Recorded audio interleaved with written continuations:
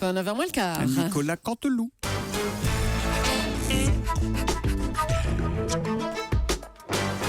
C'est presque de l'info, c'est la revue de presse de Nicolas Canteloup.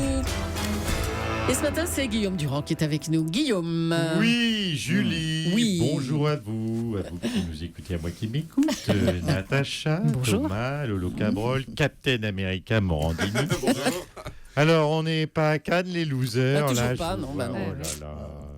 Même par Gégé de Depardieu, votre copain, mon cher Thomas Soto, Non. vous n'avez pas réussi à gratter une avis. Mais je pensais qu'il viendrait me chercher en scooter, mais j'attends toujours. Ah ouais, Non, il n'y a écoutez. que Frédéric Tadei qui est à Cannes pour le festival. Bah oui, Pour mais Europe vous un. voyez, Julie, c'est là où on mesure si on est un vrai mondain ou pas. Pour un mondain, le mois de mai, c'est comme Pâques pour un chocolatier. Hein, c'est le pic de la saison. Bah oui. Mais bon, je vous cache pas que c'est crevant. Moi, je monte les marches 4 fois par jour. Regardez, attendez, je soulève mon pantalon. Regardez, j'ai des mollets magnifiques. Et j'ai des fessiers en béton. Ah oui, ça j'ai touché. Ah mais oui, mais c'est... Mais non, mais je dis dis pas maintenant tout, en studio. Julie. En studio, Bon. en studio. C'est très simple, À c'est de l'instant. monter les... Oui, tout à fait, à l'instant, oui. Oui, enfin, vous C'est êtes très bon malade. cul sur la commode. Oui, c'est très simple de monter les escaliers. Bon, après, c'est vrai que ça n'empêche pas de finir debout sur les tables de la soirée Chopard, bourré au champagne, piper et de seigle. C'est vrai que c'est un peu moins simple. Vous avez vu là, double placement produit dans la même phrase. Chopard, piper et de seigle. Bon, enfin bref. Vous savez qu'après, moi, j'enchaîne. Après les 12 jours à Cannes, j'ai 15 jours en loge officielle à Roland-Garros. Ah oui, c'est vrai. Bon, franchement, c'est pas une vie. Allez, à la mine pour les titres. C'est alors. parti, Guillaume. Sport, championnat du monde de fusillade entre gangs. Le Texas rencontrait donc les Bouches-du-Rhône. À Marseille, on a eu 2 morts en 48 heures. C'est bien comme score. Mais au Texas, on a fait 9 morts en 20 minutes. C'est mieux. Donc 9-2 et pour le Texas. Le Texas qui nous a adressé ce message taquin. Small Dick. Voilà. Oula. Alors, les anglophones traduiront pour les autres. Hein. Jean-Marc, je vous laisse faire, vous expliquerez à vos camarades. Malin, hier, la grève des profs a ennuyé les parents d'élèves, mais a fait au moins un heureux, c'est Jean-Luc Lahaye. Ah bon? Bah oui, sans prof dans les écoles, les collégiennes étaient toutes sans surveillance. C'était carrément Noël pour pervers pépère. Ils portent toujours des fûts en cuir. C'est vrai. Moulant, voilà. Julie a touché. Arrêtez. Gros sous, depuis l'attentat, on en parlait avec Chris tout à l'heure, depuis l'attentat, Charlie Hebdo a reçu 4,3 millions de dons, d'euros bien sûr. Et réaction, pour financer sa campagne légalement, Nicolas Sarkozy aurait donc décidé d'apprendre à dessiner Mahomet. Voilà, c'est malin de la part de Sarkozy, mais c'est risqué. Chance pour l'emploi, le gouvernement va supprimer l'obligation de recruter des CV anonymes. Bah, du coup, Delphine Bateau et Sylvia Pinel ont eu chaud. 2 ans après, elles ne seraient pas rentrées au gouvernement. Oh là là, vacherie. Shopping, le prince Harry a fait sensation en capturant un crocodile en Australie. C'est bien, mais il n'y a pas de quoi te vanter non plus, joli rouquin. Puisque Rachida Dati a fait mieux. Place Vendôme, elle a capturé l'équivalent de 20 crocodiles en sac à main. À vous, Julie. Oh oui, on arrête là, Guillaume, je crois. Autre chose, l'Arabie Saoudite a passé une annonce pour recruter 8 bourreaux afin de décapiter et d'amputer des criminels. Laurent Fabius, vous êtes ministre des Affaires étrangères. Bonjour. Oui, bonjour.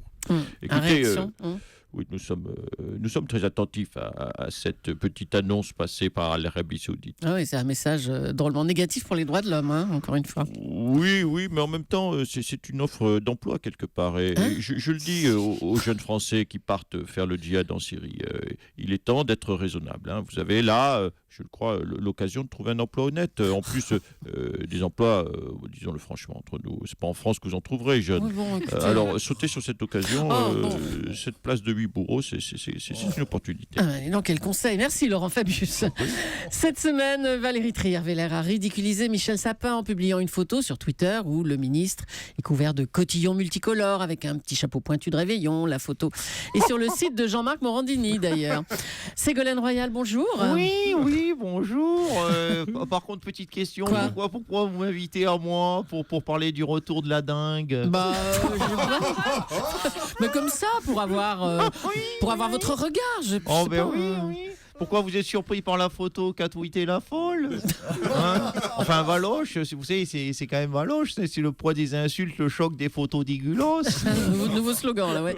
La publication de photos intimes peut faire du mal à la classe politique, selon vous, c'est ça? Oh bien, c'est sûr que quand Voloche va publier une photo de François en slip kangourou en train de motter Motus en bouffant des chips, c'est sûr que là, on risque de franchir une étape de plus dans le journalisme d'investigation. Hein.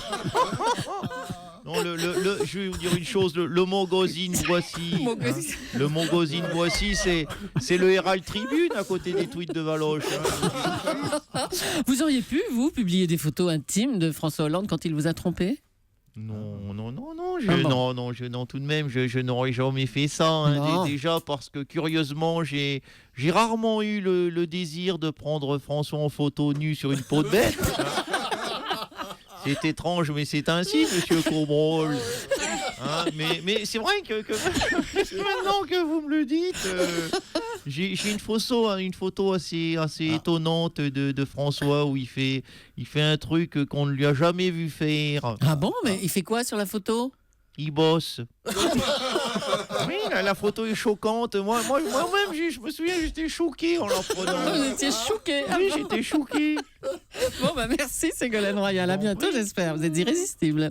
Allez, une page de sport maintenant. On connaît la liste élargie des 36 joueurs pour la Coupe du Monde de rugby. Bernard Laporte, vous la trouvez comment, cette liste, vous? Franchement, cette liste, je la trouve pas terrible, voire même carrément décevante. Ah bon, vous auriez fait quoi, vous, Bernard? Personnellement, en demi-ouverture, j'aurais mis à la place de Michalak Kenji Girac. En troisième ligne, à la place du sautoir, j'aurais plus vu soit Mika, soit Florian Le Fromager, qui a gagné The Voice. Ah bon, mais ils savent pas jouer au rugby, Kenji et Florian. Ah non, pas du tout, mais au moins, quitte à se prendre une branlée en Coupe du Monde, autant que la Marseillaise soit chantée correctement. Ah bon, si vous voulez, oui. Tiens, on va reparler de Jean-Luc Lahaye qui a été condamné à 1 an de prison avec sursis pour corruption de mineurs.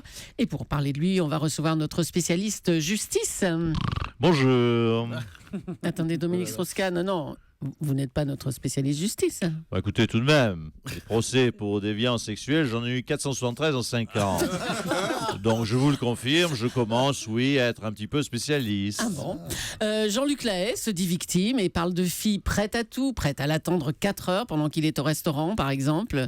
Oui, tout à fait. C'est toujours, et je le confirme, c'est toujours la faute des filles. Je me tue le dire à chaque procès. Et là, le pauvre Jean-Luc Lahaye, qu'est-ce qu'il y peut? C'est l'idole des filles de 15 ans. Que voulez-vous qu'il y fasse? À cet âge-là, les filles ont 2 idoles, Violetta et Jean-Luc Lahaye. En d'autres termes, Violetta et Violettoire. Oh là! Jeu de mots. Violetta, Violettoire. Je me suis permis. Oui. Pour se défendre, Jean-Luc Lahaye a déclaré, et là je le cite, je ne vais quand même pas me taper Julie Pietri. Oui, alors là, il est allé trop loin. Ah ouais, dis donc. Là, je m'inscris en faux. Il a tort de dire ça. Excusez-moi, oui, tout à fait, Laurent Capron est d'accord avec moi. Excusez-moi, cher Jean-Luc, mais ce n'est pas parce que vous n'aimez pas que vous devez en dégoûter les autres. Ça y est. Si vous ne voulez pas de Julie Pietri, moi, je prends votre part. Sans comme Julie d'Europe 1 se refuse obstinément à moi, il faut bien que je me rabatte sur quelque chose. Une autre Julie, hein, c'est ça. Exactement. Merci Nicolas Canteloup.